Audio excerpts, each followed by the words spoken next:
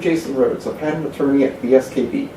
I would like to discuss the Federal Circuit's recent decision in McRO v. Bandai, upholding the patent eligibility of claims directed to a computer-implemented method employing unconventional rules to automate a process.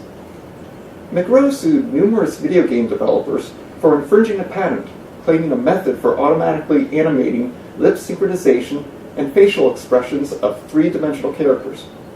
This method was designed to replace an existing process, whereby a human animator used a computer to define a character's facial expressions at key frames during an animated sequence.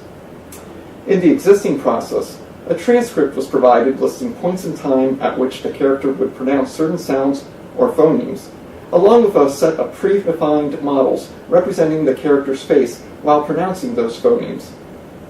At certain key frames, the animator would use the computer to examine the character model on screen and, relying on her own judgment, manipulate it until it looked right. The claimed method applied a set of rules that replaced the animator's subjective judgment by automatically setting the models defining the character's expressions during the key frames.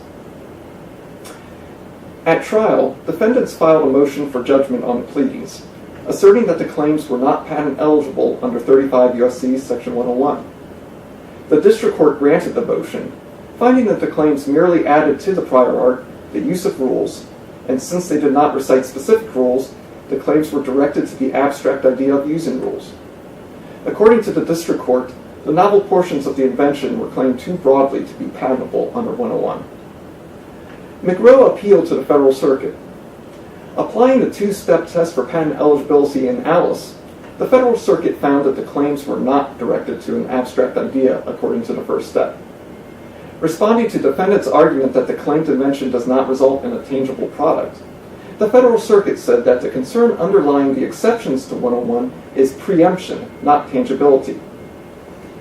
According to the Federal Circuit, the preemption concern arises when claims are directed to the result or effect of a process, rather than the means or method of producing the result or effect.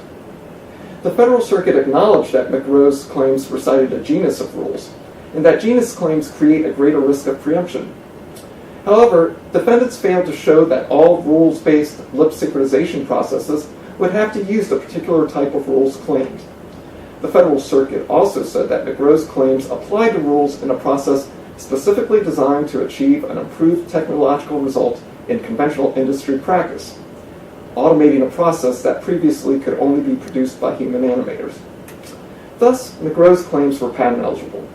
It now appears that the Federal Circuit recognizes two kinds of software-implemented method claims as being non-abstract and patent eligible.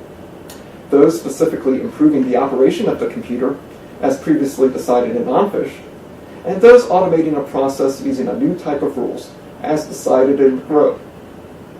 Thank you for joining me. Stay tuned to bskb.com for more upcoming videos of interesting cases and other commentary on intellectual property.